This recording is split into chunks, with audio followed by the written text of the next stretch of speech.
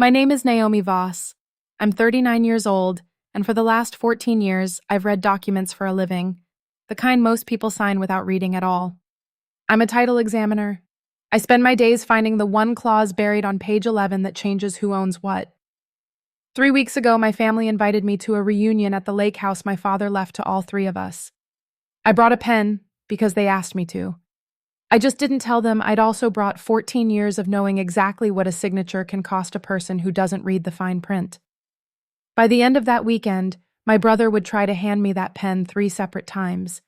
And what none of them knew, what I hadn't told a single person in that family, was that I'd already filed something at the county recorder's office 9 days earlier that made every signature they wanted from me completely worthless. Welcome back to her final chapter, where every story starts with silence and ends with power. If you've ever been handed a pen and told it was just a formality, this one's for you. Drop a comment, hit subscribe, and let's get into it. I've worked for Cascade Title and Escrow since I was 25. Most people think title work is boring, checking deeds, running lien searches, making sure a property's history is clean before it changes hands. They're right that it's boring. They're wrong that it doesn't matter. I've stopped 4 closings in my career because I found something buried in county records that would have cost a buyer their house. Nobody throws a parade for that. You just quietly save someone's life and go back to your desk. I have a habit that used to embarrass me and now just feels like who I am. I read everything twice: restaurant menus, text messages, the little card that comes stapled to dry cleaning. My husband Theo used to find it funny. "You're doing the lawyer thing again," he'd say, watching my eyes go back to the top of a page I'd already finished. I never trained myself out of it. In my line of work, the second read is where you catch the sentence that was written to be skimmed past. I tell you this now because it matters later.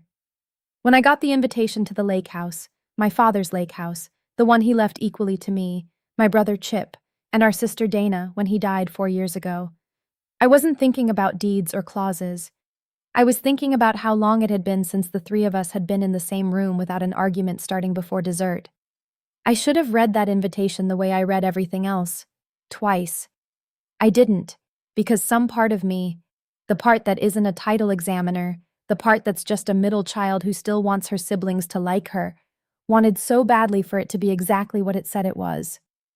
It came on a Sunday afternoon in the family group chat while I was folding laundry with the phone propped against a bottle of fabric softener. Chip. Hey, Dana and I were talking. It's been way too long since the 3 of us were all together at Dad's place.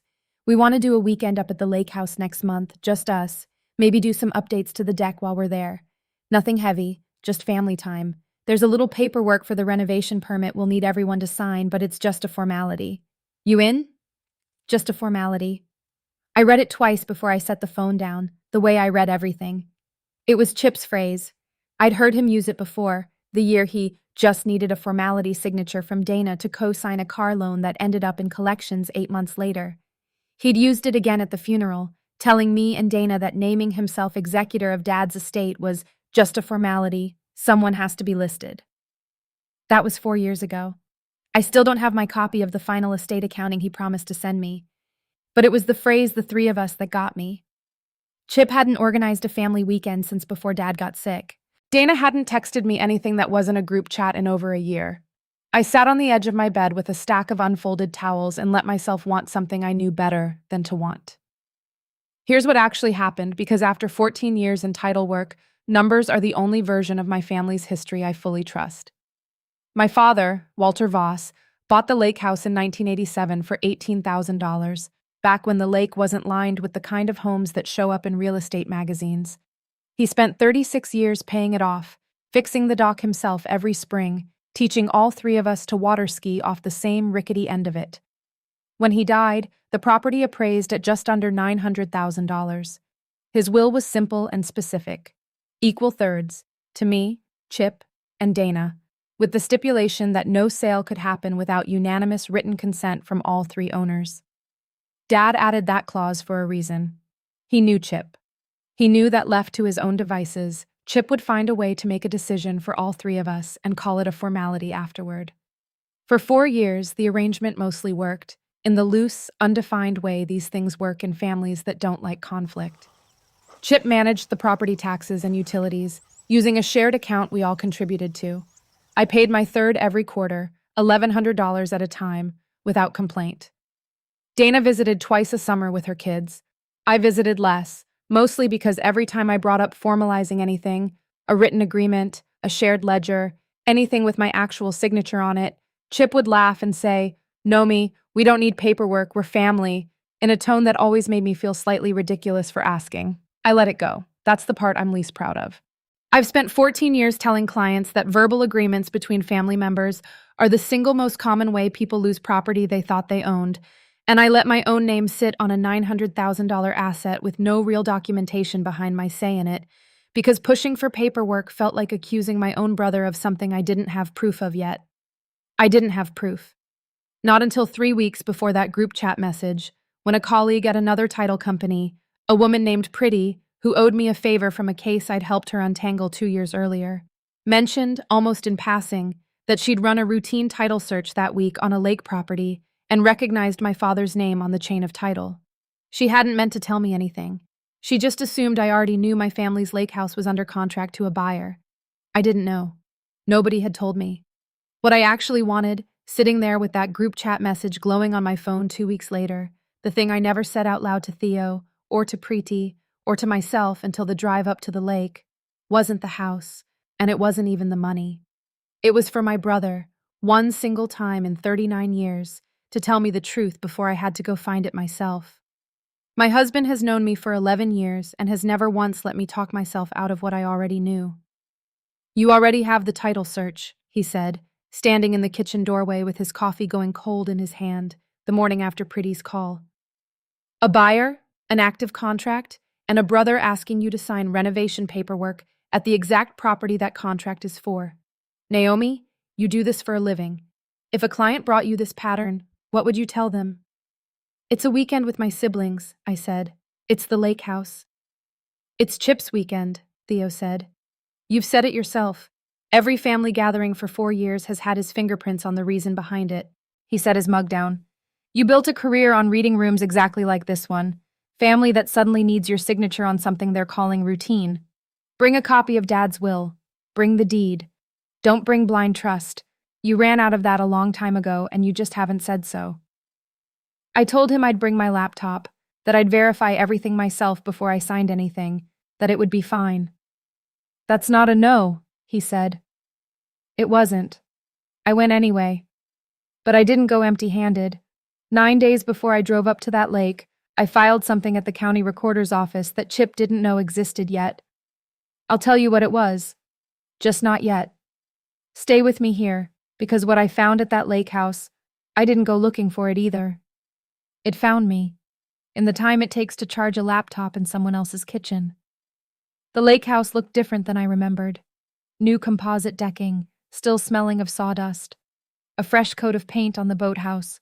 A gravel turnaround where the old grass lot used to be, wide enough for what looked like 6 or 7 cars. There were 7 cars. I stood at the end of the driveway with my overnight bag still on my shoulder, counting the plates, because of course I counted them, and recognized none of them before Chip came out to meet me. "Nomi!" He hugged me the way you hug someone you're steering past a checkpoint, one hand already gesturing back toward the house. "Perfect timing. We've got a few extra people up this weekend, Dana's realtor friend, and a couple who might be interested in the cabin next door, just being neighborly. You don't mind, right?" I minded. I said I didn't. The first crack came within the hour. I carried my bag toward the guest room and past the kitchen, where a folder sat open on the counter next to a fruit bowl. Glossy photographs of the dock, the boathouse, the view from the deck, laid out the way a real estate listing lays out photographs. Next to it, a stack of mail Chip clearly hadn't opened in weeks, including a past due notice from the county for property taxes he'd told me, twice in the group chat, were handled. I did the math without meaning to. I always do the math without meaning to. Small brick number 1 landed at cocktail hour. Dana's realtor friend, a tan man named Wes, who introduced himself before I'd even set my bag down, shook my hand and said, "So you're the sister who does the paperwork thing? Chip mentioned you're very thorough." He smiled like thorough was a diagnosis. Brick number 2 came from Dana herself, refilling my wine before I'd finished my first glass. It's so good you actually came this time. Chip always says you get funny about the lake house. Overprotective. But it's family, right? We're all on the same side here. I hadn't said a word about sides. Brick number 3 was quieter, and it stung more. My mother, who'd flown in the day before and hadn't mentioned it to me, squeezed my hand at dinner and murmured, "Try to be easy this weekend, Nomi. Chip's under a lot of pressure with the taxes and the upkeep. Let's not make it complicated." Complicated. 4 years of my own inheritance, filed under complicated. I found the thing that changed everything a little after 10 that night, entirely by accident, the way most true things get found. I'd gone into the kitchen to charge my laptop. My room's outlet was behind furniture I couldn't move, and Wes had left his tablet on the counter while he carried a cooler down to the dock. The screen hadn't gone dark yet. I wasn't snooping. I want to be honest about that. I was standing at the outlet waiting for the battery icon to change, and the document was simply already open. It was a purchase agreement. Property address, our lake house. Buyer, a couple named the Hartleys, the ones Chip had introduced as just being neighborly. Purchase price, $710,000, nearly $200,000 under the appraised value Pretty had described to me. Closing date, 11 days away. Seller line, pre-filled, 3 signature blocks. 2 of them already signed. Chip Voss, Dana Voss Renner. The 3rd block was blank. It had my name typed under it, waiting. I've read hundreds of purchase agreements in my career, and something about the shape of this one made my stomach drop before my brain finished cataloging why.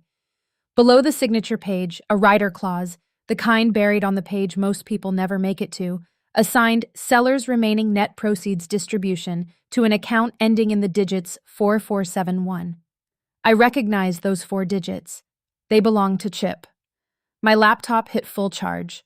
I unplugged it and I stood in that kitchen a long moment, my hands not shaking, because they never shake, not even then. I photographed 4 pages of that agreement with a hand as steady as if I were photographing a grocery list. Then I closed the tablet exactly the way I'd found it and walked outside into the dark, like a woman who hadn't just learned her brother was 11 days from selling her third of her father's house for $200,000 under value, routing the difference into his own account, using a signature he hadn't gotten yet. If you've made it this far, you already know where this is going, but you don't know how it happens yet. Stay with me. The rest of the evening, I watched my brother work the deck the way he'd once worked our family. Warm hand on every shoulder, a story for every guest. I watched the Hartleys accept a second round of drinks and laugh at something Chip said about wrapping this up clean before the season turns. I understood standing there that this wasn't a family weekend at all. It was a closing dinner. And somewhere between the sunset and the dessert, my brother was planning to ask his most convenient, most trusting signature for one more favor. Me. Second delivery of the phrase came the next morning when Chip found me on the dock before anyone else was awake. Know me. He had a way of saying my name like he was doing me a favor by remembering it. I know we should have looped you in sooner on some of this, but it's a good deal, and it's just a formality at this point. We just need your signature on the closing paperwork today so we're not scrambling later. You trust me on this, right? I smiled at him the way I smile at clients right before I ask the question that ends their closing. I always trust numbers, Chip, I said. It's kind of my whole thing. He laughed like I'd made a joke. I hadn't. Lunch was long and loud, and I don't remember most of what anyone said, because I spent it doing math in my head with my hands folded politely in my lap. Chip made his move around too, out on the deck, in front of Dana, our mother Wes, and the Hartleys, all of them holding plates of grilled corn like it was any other Sunday. I want to say something, he said, and the group settled, faces turning warm and expectant toward him the way people do for men like Chip. This house has been a lot to carry these past 4 years. Taxes, upkeep, all of it. Dana and I found a great couple who love it as much as we do. He gestured toward the Hartleys, who smiled the practiced smile of people who'd been coached to smile on cue. We just need to finalize things today so everyone can move forward. Know me. He looked at me directly now. Every head at that table followed his gaze. I know you like to take your time with paperwork, but this is family, and this deal is good for all of us. It's just a formality at this point. Sign it, and we're done. I let the silence sit. 1 second, 2, 3, 4, 5 full seconds. The longest silence I have ever held on purpose in my life, while 7 people on a wooden deck looked between the confident man at the grill and the quiet woman near the railing, and somewhere behind me I heard my mother's fork stop moving against her plate. "You're right," I finally said, and I watched Chip's shoulders relax half an inch before I finished the sentence. "This is family, so let's actually finish this the right way." I stood up. I didn't raise my voice. I have never once in 14 years of title work needed to raise my voice to be heard. The trick isn't volume, it's certainty, and I had spent 9 days quietly collecting the certainty this exact moment required. "Since we're talking about finishing this the right way," I said, "I'd like to actually walk through the paperwork. It's what I do for a living, and I think everyone at this table deserves to hear it." Dana's smile didn't move, but her eyes did. A small, fast flick toward Chip that told me she already suspected what I was about to say. My mother's hand found my arm on the railing, not to stop me, to steady herself. "4 years ago, our father left this house to the 3 of us equally, with a written clause requiring unanimous consent before any sale," I said. "This weekend, Chip asked me to sign closing paperwork for a purchase agreement I'd never seen, until last night." I held up my phone. So I looked at it, the way I'd look at any purchase agreement before a client signed away a $900,000 asset. "Know me." Chip's voice had lost its warmth by half a degree. "This isn't the place." "You made it the place," I said, calm, even, in front of everyone. I looked around the deck, at Wes, at the Hartleys, at my mother's stricken face. "This agreement lists a sale price of $710,000, nearly $200,000 below appraised value. It has a rider routing net proceeds to an account that isn't the shared family account, it's Chip's personal account, and it already has 2 signatures on it. Mine was the only one missing." The silence that followed wasn't the polite kind. "That's not—" Chip tried and stopped and tried again, louder. "That's standard closing structure. There are costs, You're misreading the distribution language." "Every legitimate sale can show a clean distribution ledger," I said. "Can you show this table yours, right now?" He couldn't. I watched him try, pulling out his own phone, thumbing through something, his easy warmth cracking at the corners into something thinner and more desperate. A man discovering in real time that the family who'd trusted him for 4 years didn't automatically keep trusting him just because he asked them to. "I've been carrying this property alone for years," he said, and it came out sharper than he meant it to, defensive in a way that surprised even him. "I was going to make it right after closing, I just needed—" "You needed my signature before anyone asked what right meant," I said. Mr. Hartley set down his corn entirely. "Chip," he said slowly, "is what she's describing true?" And there it was, the 3rd attempt, the smallest, most honest thing my brother said all weekend, quiet enough that only the people close to him heard it. "It's temporary. I was drowning in the upkeep. I was going to pay everyone back once the market came up. I just needed this to close first." Nobody on that deck needed a title examiner to translate that sentence. I've heard people confess to worse things in nicer kitchens, and it never sounds any different than that. Small and tired, and finally true. I looked at my sister. Dana wasn't looking at Chip anymore. She was looking at her hands. "I don't owe you my silence," I said to her quietly, just for her, though the whole deck heard it anyway. I never did. Then, because I could see Chip's eyes drop back to the folder, already calculating some new angle, already reaching for the pen one more time like proximity alone might make me sign it, I told them the thing I'd been carrying for 9 days. "You don't actually need my signature to stop this sale," I said. "You needed it to complete one. 9 days ago, I recorded a notice of co-owner interest with the county, along with a certified copy of Dad's will and its unanimous consent clause. Any title company running a search on this property, including the one the Hartley's lender is almost certainly using this week, is going to find it. This sale can't close. Not today. Not with my name missing, and not with what's now on record." Chip's face went the color of the deck boards. "You did that before you even got here," he said. It wasn't a question. "I did it before I knew for certain what you were planning," I said. "I did it because 14 years of reading fine print taught me that trust and documentation aren't opposites. You just never wanted me to have both at the same time." The Hartleys left within the hour, polite and pale, Mrs. Hartley murmuring something about calling their agent. Wes left with them. I later learned he called his brokerage from the car before it reached the county road. By Tuesday, the deal was formally withdrawn.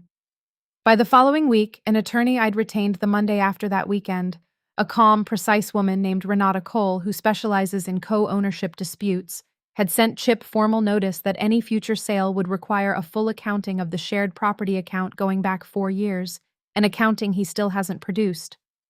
Everything I showed that deck, I'd gathered lawfully, a photograph of a document left open in a shared kitchen, in plain view, and a public filing I had every right to make as a co-owner protecting my own interest. I never touched a system I wasn't authorized to see. Dana didn't drive home with Chip that Sunday. She stayed at the lake house 2 extra days, and on the second one she called me. She didn't apologize, not fully, not the way I used to imagine she would in the version of this story where everything gets tied up clean. What she said was smaller, and I think more honest. I signed it because he told me you already knew and were fine with it. I didn't check. I didn't want to be the one who found out I was wrong. I told her I understood that better than she thought I did. The house is under a formal partition review now, as I'm telling you this, a process that will either force a fair 3-way sale at real market value or let me and Dana buy Chip out at a price an independent appraiser sets, not one he invents. I don't know yet exactly how it resolves. I've made peace with that faster than I expected to. But here's the second thing, the quieter thing, the one that had nothing to do with the sale at all. 3 weeks after that weekend, my mother drove to my house with a shoebox she'd kept in her closet since my father died. Inside it were a dozen photographs from the summer the dock was built, 1994, my father teaching each of us to hammer a nail straight, one at a time. On the back of one photo, me, 9 years old, tongue between my teeth, hammer raised, my father had written in pencil, faded almost to nothing. Naomi checks her work twice. Always has. That's not fussiness. That's how you keep a thing standing. My mother sat at my kitchen table and said, I always thought you were the one who worried too much about paperwork. I'm sorry it took this long for me to understand that worrying about paperwork and worrying about family were never actually different things for you. I don't think that fixes 4 years. I don't think it's supposed to. But it's the first true thing my family has handed me without my having to go looking for it myself. I used to think being the careful one meant being the one nobody worried about. Now I know it just meant being the one nobody double-checked with. Those aren't the same thing, and it took a lake house full of strangers' furniture and a tablet I wasn't supposed to see for me to finally believe the difference. A formality is just a word people use for the paperwork they're hoping you won't read.